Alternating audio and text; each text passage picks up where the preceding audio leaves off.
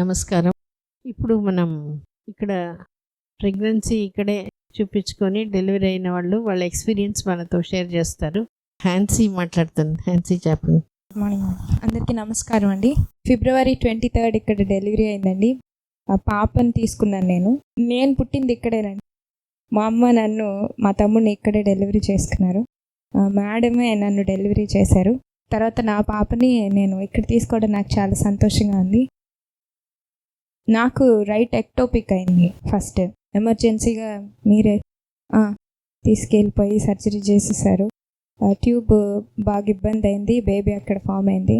తర్వాత దేవుని దయవల్ల ఒక 2-3 years గ్యాప్ తర్వాత బేబీ గర్ల్ని తీసుకున్నాము.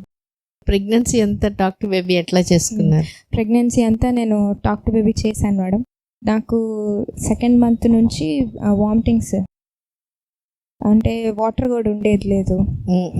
చెప్పాను బేబీకి, కానీ ప్రాసెస్ ఇది వెళ్దాం, దీనిలో వెళ్దాము అంటే మరి నేను డీహైడ్రేట్ అయిపోయి నీరసం అయిపోయిన సిచ్యువేషన్ అయితే ఏం లేదు. బేబీ సపోర్ట్ చేస్తూనే ఉండింది. నేను చెప్పాను, నువ్వు హెల్తీగా ఉండాలి, సేఫ్గా వచ్చేయాలి, నీ ఇష్టం, నువ్వు ఎట్లా రావాలనుకుంటే అట్లా. నేనైతే ట్రై చేస్తాను నార్మల్ డెలివరీకి. నీకు ఇబ్బంది అవుతుంది అంటే సి సెక్షన్కి వెళ్ళిపోదాం, ఇబ్బంది ఏం లేదు. నా హస్బెండ్ సపోర్ట్ ఉండింది మేడం. ఇన్లా సపోర్ట్ చాలా ఎక్కువ.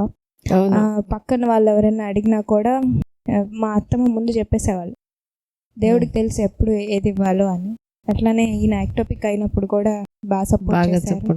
ఇప్పటి వరకు పేరెంట్స్ అందరి సపోర్ట్ తీసుకున్నాను. నేను ఇక్కడికి వచ్చినప్పుడు మీరు ఎప్పుడు అంటే నేను ఇక్కడ పుట్టాను కదండి, ఇక్కడ అందరు నన్ను చిన్నపిల్లలాగే చూసేవాళ్ళు. మేడం నాకు ఫ్రూట్ ఇచ్చారు.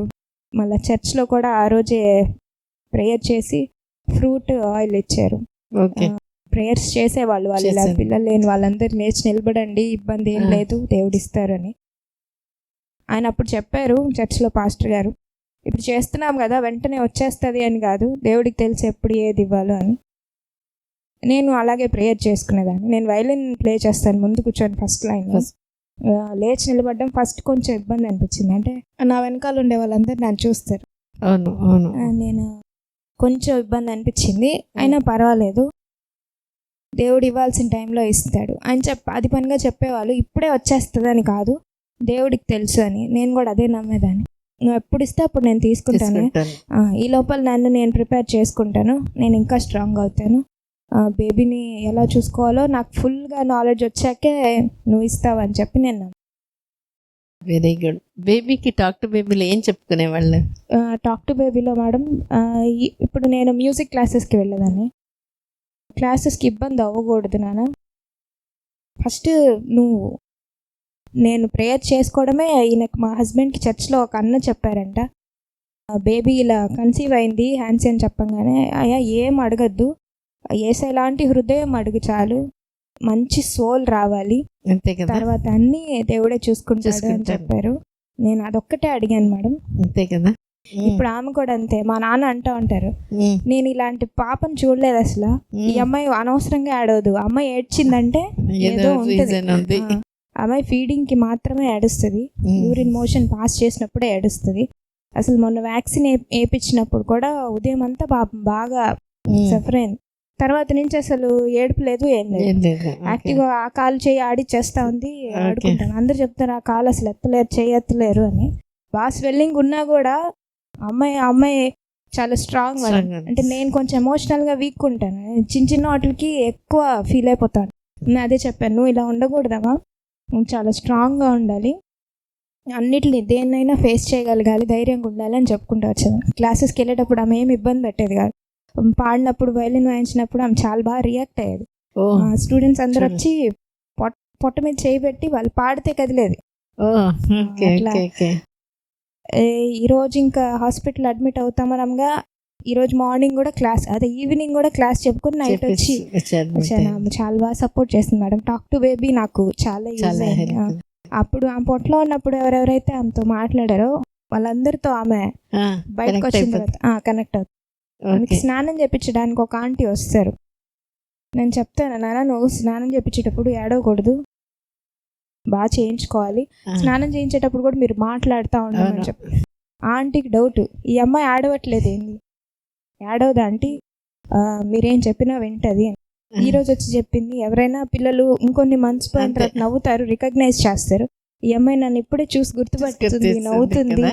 అదేదో మ్యాజిక్ లాగా ఉంది. ఉంది. నాకు ఆ అమ్మాయి మ్యాజిక్ మేడం అసలు. అంతే కదా. డెలివరీ రూమ్ లో కూడా ఉమ్, అంటే అప్పటికి అమ్మ రాలేదు ఇంకా, అవును. నేను ఉన్నారు. కానీ నాకు వేరే వాళ్ళు చెప్పడం, ఈ స్పైనల్ అంటే ఎట్లా చేస్తారో, ఇంకా పెయిన్ వస్తుంది లైఫ్ లాంగ్ అట్లే ఉంటుంది, ఇది పోదు, సి సెక్షన్ అంటే నడవలేవు, అది అవును. ఇది అని చెప్పారు. నేను అనవసరంగా భయపడ్డాను. ఓకే. అసలు అక్కడ ఏం లేదు మేడం. లేదు. నాకు ఫస్ట్ స్పైనల్ ఇచ్చేటప్పుడు కూడా సార్ చాలా అంటే పెద్ద ఎక్స్పీరియన్స్ కాదు మేడం, ఆ, ఊరికే ఆ ఈతర్ చల్లేదు మాత్రం నాకు తెలిసింది తెలిసింది. స్పిరిట్. ఆ.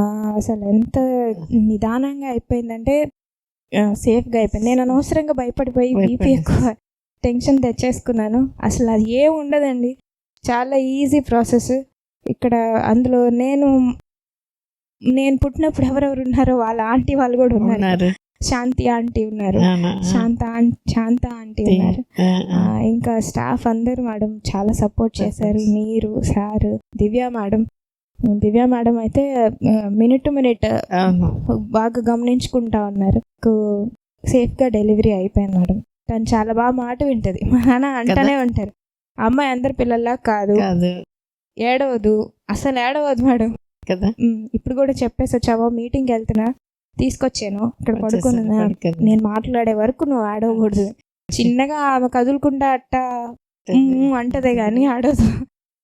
ఫీడింగ్ ఇచ్చేస్తే తీసుకుంటుంది. నా ఫీడింగ్ మేడం, నేను అది చెప్పాను పొట్టలో ఉన్నప్పుడు, నువ్వు బయటకు వచ్చిన తర్వాత అమ్మ ఫీడే తీసుకోవాలి. మామూలుగా చాలా మంది అంటారు సి సెక్షన్ అయితే అదే. పాలు రావు, అదే. ఫీడింగ్ కష్టం అయిపోతుంది. నాకు అది ఉండిపోయి నేను చెప్పాను ఆమెకి, ఆమె నా ఫీడే తీసుకుంటుంది. నైట్ నిద్రపోతుంది. నైట్ బాగా నిద్రపోతుంది మేడం, ఒకసారి లేస్తుంది, తర్వాత నిద్ర వస్తుంది. హస్బెండ్ సపోర్ట్ చాలా ఉంటుంది. మీరు ఏమైనా మాట్లాడతారా? అందరికి నమస్కారం అండి. నా పేరు గీతక్క అండి. మా అమ్మ వాళ్ళకి లేట్ మ్యారేజ్ అయింది. 36 years అట్లా ఇద్దరు ఎంప్లాయీస్ అవ్వడం వల్ల వాళ్ళు చాలా లేట్గా డిలే అయ్యి మ్యారేజ్ లేట్గా చేసుకున్నారు. 94 ఆ టైంలో మేడం దగ్గర ట్రీట్మెంట్ తీసుకున్నారు. 95 నవంబర్కి ఇక్కడికి రావాల్సింది. ఆ రోజు వర్షం పడడం వల్ల కోవూరులోనే ఉండడం వల్ల కోవూరు గవర్నమెంట్ హాస్పిటల్లో నేను పుట్టాను. మొత్తం నా ట్రీట్మెంట్ అంతా ఆండాల్ మేడం దగ్గరే జరిగింది అని మా అమ్మ చెప్పడమే నాకు తెలియదు యాక్చువల్గా. తర్వాత ఇక్కడికి వచ్చినప్పుడు హ్యాన్సీతో నాకు మ్యారేజ్ అయిన తర్వాత మా అమ్మ చెప్పింది, ఇట్లా నాయనా నీకు కూడా ఇలాగే జరిగింది అని. తర్వాత మా మ్యారేజ్ అయినప్పుడు అంతా చాలా హ్యాపీగా ఉండింది. నేను ఒక్కడనే కొడుకుని. నా తర్వాత ఇద్దరు మగపిల్లలు మా అమ్మకి స్టొమక్లోనే చనిపోయారు. నాకు చిన్నప్పటి నుంచి ఎవ్వరూ లేరు అనే ఒక లోటు ఉండేది. కానీ మా అమ్మని అడిగేవాడిని, అమ్మ ఎవరినైనా తెచ్చినా పెంచుకుందాము, మనకేం డబ్బులకి కొరత కాదు కదా, ఇద్దరు గవర్నమెంట్ ఎంప్లాయీసే, పెంచుకుందాము, నాకు ఎవరైనా సపోర్ట్గా ఉంటే నాకు కొంచెం బాగుంటుంది ఎమోషనల్గా అని చెప్పేవాడిని. తర్వాత 2021 December 20th మా మ్యారేజ్ అయింది. ఆ రోజే మా మామయ్య బర్త్డే అంట, అందుకని ఆ రోజే అనుకొని చేసుకున్నారు.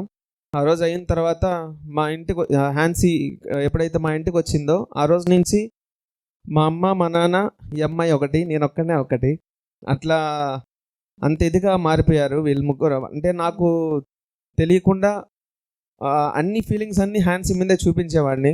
నాకు ఇంకా చిన్నప్పటి నుంచి ఎమోషనల్ కనెక్షన్ ఎవరు లేకపోవడం వల్ల, అంటే రిలేటివ్స్ ఉండేవాళ్ళు కానీ వాళ్ళు అప్పుడప్పుడు వచ్చి వాళ్ళు వెళ్ళిపోయేటప్పుడల్లా ఏడ్చేవాడిని, ఎందుకు ఉండట్లేదు ఎందుకు అని. తర్వాత నాకు బై గాడ్స్ గ్రేస్ నాకు మంచి వైఫ్ని దేవుడిచ్చాడు.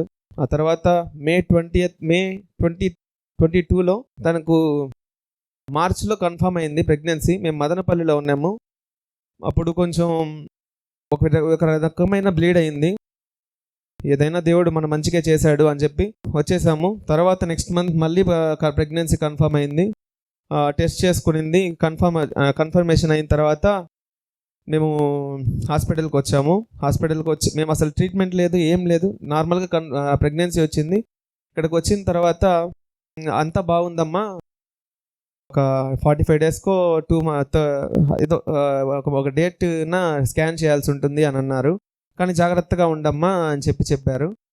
సరే అంటే స్కాన్ చేయకూడదనేమో మనకు ఆ టైంలో మాకు అసలు ఏం ఐడియా లేదు. వచ్చి చూసిన తర్వాత నేను లేను, ముత్తుకూరు దాకా ఒక చిన్న పని నుండి వెళ్ళుంటే అమ్మాయి ఫోన్ చేసింది. మే 22 అనుకుంటాను, 2022 ఇయర్.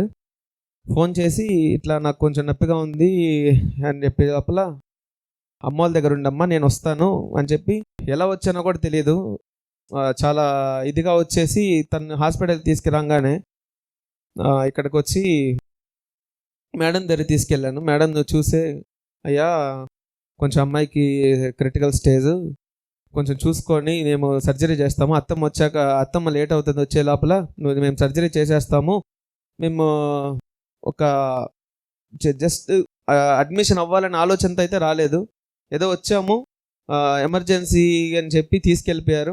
తీసుకెళ్ళంగానే ఏమోలే ఏం లేదు అని నేను నార్మల్గా తిరుగుతూ అట్లా ఉండేవాడిని. వెళ్ళి ఇంటి దగ్గరికి వెళ్ళి బట్టలు తీసుకొని రావడము అట్లా ఉండేవాడిని.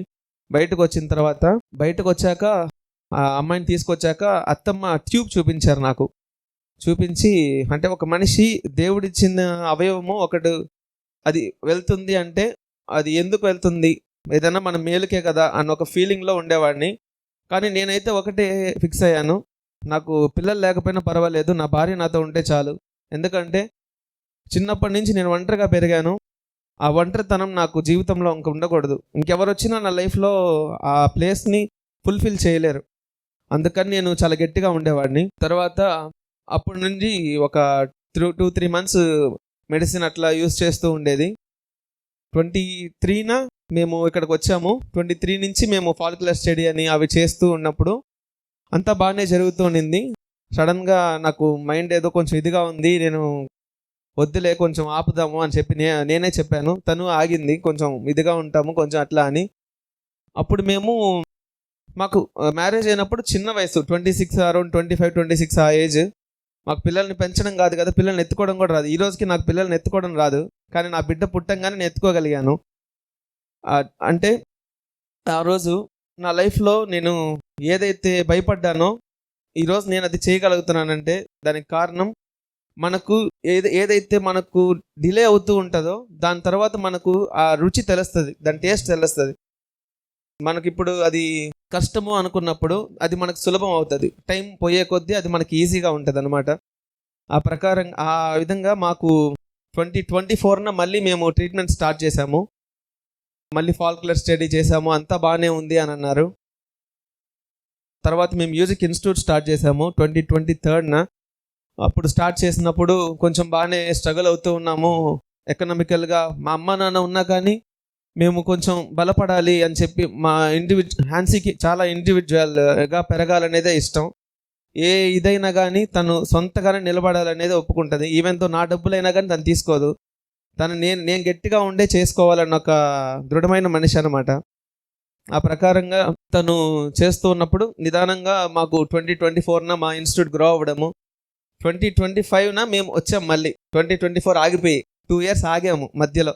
ఆగి 25న మేము ఇక్కడికి వచ్చినప్పుడు మాకు మేడం స్కాన్ చేసిన తర్వాత అది పీసీఓస్ ఉందని చెప్పారు. పీసీఓస్ ఉందంటే అమ్మ కొంచెం డిలే, ప్రెగ్నెన్సీ చాలా డిలే అవుతుండేది, 40 daysకి అట్లా ఉండేది. అమ్మ నువ్వు జాగ్రత్తగా ఉండు, హెల్తీ డైట్ తీసుకో. ఇక్కడికి వచ్చినప్పుడు అంటే హ్యాన్సీకి ఇక్కడ చిన్నప్పటి నుంచి ఇక్కడే పెరిగింది కాబట్టి తనకు తెలుసు, అంటే వీళ్ళతో ఒక అటాచ్మెంట్, ఆంటీ వాళ్ళతో కానీ మేడంతో కానీ, వాళ్ళ మమ్మీ కూడా ఇక్కడే స్టాఫ్గా వర్క్ చేశారు. సో అందుకని అంతా తనకి అవగాహన ఉండింది, కానీ నాకైతే అవేం తెలీదు. తర్వాత 2025 జూలైలో తన బర్త్డే ఉండడం వల్ల మేము చూస్తూ అట్లా ఉన్నాము. ఉన్నప్పుడు 2025 July 10th maybe I think తను టెస్ట్ చేసుకునింది. నేను వాకింగ్కి వెళ్ళి ఉన్నాను. టెస్ట్ చేస్తూ ఉంటే పాజిటివ్ వచ్చింది. తను లైట్ తీసుకుంది, ఎందుకంటే ఫస్ట్ టైం కూడా మాకు అలా పాజిటివ్ వచ్చి ట్యూబ్లో ప్రెగ్నెన్సీ వచ్చిందనమాట. సో లైట్ తీసుకుంది. వచ్చాము, ఇక్కడంతా బాగానే ఉండింది. వచ్చి చూసాము, ఫస్ట్ స్కాన్కి వెళ్ళండి అమ్మా, ఫస్ట్ టైం అలా అయింది కదా, కానీ నీకేమన్నా భయం ఉందా అని అడిగారు madam.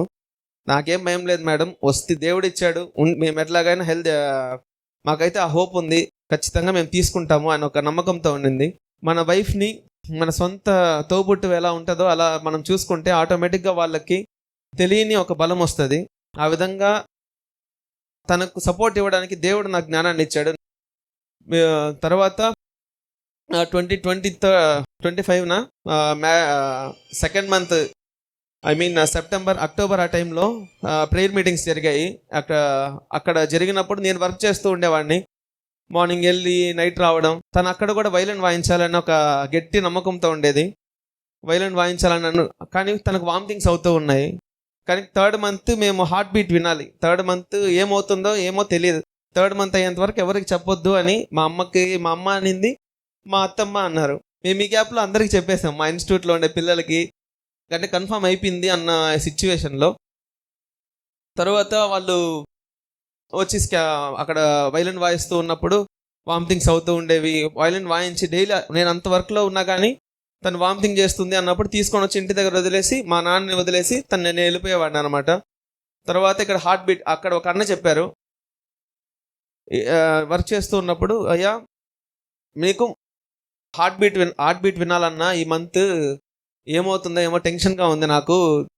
At least 2 years back 3 years తర్వాత మేము కన్సీవ్ అయింది నా వైఫ్. అంటే అయ్యా దేవుడు లాంటి మనసు కావాలి, అది ఎట్లా అయినా కానీ మంచి మనసు కావాలి, మనకి ఇంకేం వద్దయ్యా, మనము ఏమి పెట్టుకొని ఏం చేసుకోలేము, ఇవ్వగలిగే మనసు ఉండాలి అని చెప్పి మేము కోరుకున్నాము. అదే మనసు దేవుడు ఇచ్చాడు అని మేము నమ్ముతున్నాము. ఆ తర్వాత 5th మంత్న తనకు మళ్ళీ క్లాట్స్ పడ్డాయి. ఇంట్లో క్లాట్స్ పడుతూ ఉంటే తన టెన్షన్ అయిపోయింది, ఏడుస్తుంది. నాకు తన ఎమోషనల్ అయితే నేను తట్టుకోలేను. ఏడుస్తూ ఉండడం వల్ల వెంటనే హాస్పిటల్ తీసుకొచ్చాను. హాస్పిటల్కి రావడం, మేడం అదేం ప్రాబ్లం లేదమ్మా అని చెప్పి జెల్ లాంటిది ఒకటి ఇచ్చారు, తను స్టమక్ దగ్గర పెట్టుకోమని చెప్పి ఇంటికి వచ్చేసాము. తను ఇన్స్టిట్యూట్కి వెళ్ళే వాళ్ళం, ఇద్దరం కలిసి వెళ్ళి చూసుకొని వచ్చేసే వాళ్ళమి. తర్వాత మళ్ళీ 6th మంత్న ఫుల్ బాడీ చెకప్ అన్నప్పుడు నేను ఫస్ట్ టైం ఒక బేబీ, అంటే అది నా బేబీ అన్న ఒక ఫీలింగ్ నాకు ఆ 6th మంత్లో కలిగింది. ఎందుకంటే అప్పటి వరకు మనకు నమ్మకం ఉండదు, 5th మంత్ వరకు మనకు నమ్మకం ఉండదు, ఏమవుతుందో ఏమో అన్న ఒక ఫీలింగ్లో ఉంటాము. ఆ 6th మంత్ని ఎప్పుడైతే ఆ స్కాన్కి వెళ్ళినప్పుడు అది చూశానో, అంటే లోపలికి పిలిచింది ఆ అమ్మాయి, హ్యాన్సీ నా హస్బెండ్ చూడాలి ఆ బేబీని అని చెప్తే వాళ్ళు ఆ స్కాన్లో చూపించినప్పుడు హ్యాండ్స్, తన కాళ్ళు అన్నీ తన హెడ్ అన్నీ చూపించిన తర్వాత గాడ్స్ క్రియేషన్ ఇలా ఉంటుంది, ఇది మనం కూడా అట్లాగే కదా వచ్చుంటాం అన్న ఒక ఫీలింగ్ అప్పుడు నాకు మైండ్లో ఇదైంది. మా జర్నీలో చాలామంది మంచి పేరెంట్స్ని కలిసాము. మేము పిల్లల్ని ఎలా పెంచాలి అనే ఒక మంచి ఒపీనియన్ ఉండే పేరెంట్స్ని మేము కలిసాము. ఆ విధంగా తను 7th మంత్ స్కాన్ అవ్వడము, 9th మంత్లో కూడా 9th మంత్ పెట్టిన తర్వాత మేడం వాళ్ళు, అమ్మ మేము ఇట్లా ముందర రోజే వచ్చాము, అమ్మ పాప బర్త్డే, మేము అక్కడ ఊరికి వెళ్ళాల్సి ఉంది అని చెప్పడం వల్ల మేము సర్లే నీకేం ఇబ్బంది ఉండదు అని చెప్పి నేను కామ్గా ఉన్నాము. మేము 22nd నైట్ ఇక్కడికి వచ్చాము. భాస్కర్ సార్ మాత్రం ఇక్కడే ఉన్నారు. కానీ నేను చెప్తున్నాను, ఇది హాస్పిటల్, మనం ఇక్కడే పుట్టాము, ఇక్కడ ఇంత ట్రస్ట్గా ఉంది, ప్రతి ఒక్కరు ఇక్కడ మంచిగా తీసుకుంటున్నారు అంటే అది ఆ గుడ్ విల్ క్రియేట్ చేసుకున్నారు వాళ్ళు. 22nd తనకి మళ్ళీ పెయిన్స్ వచ్చాయి నైట్. 22nd నైట్ నుంచి నేను ఇక్కడే ఉండి, నేను అత్తమ్మ మా మామయ్య ఇక్కడే ఉండి వెళ్ళి తీసుకొని దాన్ని చూస్తూ ఉన్నప్పుడు తనకి ఇంకా కాంట్రాక్షన్స్ ఎక్కువ అయిపోయాయి. బేబీ బ్రీచ్లో ఉండింది, ఎదురు కాళ్ళతో ఉండింది. సరే ఇంకా మేడం చెప్పారు, అయ్యా ఇట్లా చేసేసుకుందాము, సి-సెక్షన్కి వెళ్దాము, తను సెఫాలిక్లో ఉన్న మనం ఏదైనా ట్రై చేసి ఉండొచ్చు అని చెప్పారు. పర్లేదు మేడం, మాకు ఏదైనా పర్వాలేదు, మాకు దేవుడిచ్చింది అది ఎలాంటిదైనా, మేము జెండర్ కూడా అనుకోలేదు, ఈ జెండర్ కావాలి. మా నాన్నోళ్ళు అడిగినా కానీ ఒకే మాట చెప్పాను, దేవుడు ఎవరిస్తే వాళ్ళే, ఎవరైనా కానీ దేవుడు ఎవరిస్తే వాళ్ళే అంతే అని గట్టిగానే చెప్పేవాడిని. మా నాన్న వచ్చి అమ్మాయి కావాలని, మా అమ్మ వచ్చి అబ్బాయి కావాలని ఎవ్వరు అట్లా మాట్లాడలేదు. బై గాడ్స్ గ్రేస్ నాకు మంచి పేరెంట్స్, మంచి ఇల్లాస్ దొరికారు. అట్లాగే మా బంధువులు కూడా ఎవ్వరు ఏం మాటలు మాట్లాడే వాళ్ళు కాదు, ఏమీ ఉండేది కాదు. కానీ తిను ఎక్కువ లోన్లీగా ఫీల్ అయ్యేది, ఎక్కువ మనసులో ఎక్కువగా ఫీల్ అవుతూ ఉండేది. కానీ తనకి ఎప్పుడు మనుషులు కావాలి, ఎక్కువ మనుషుల మధ్యలో ఉంటే తను హ్యాపీగా ఉంటుంది. అది మాత్రం నేను గట్టిగా అనుకునేవాడిని. తన కోసమే ఒక చిన్న ఫంక్షన్ లాగా చేసుకోవడము, తన కోసమే ఇట్లా ఉండేవాళ్ళమి, అందరు కలిసి ఉండేవాళ్ళమి. అట్లా బై గాడ్స్ గ్రేస్ మంచి పాపని మేము February 23rd 4:15 ఈవినింగ్ 4:15 PM తీసుకున్నాము.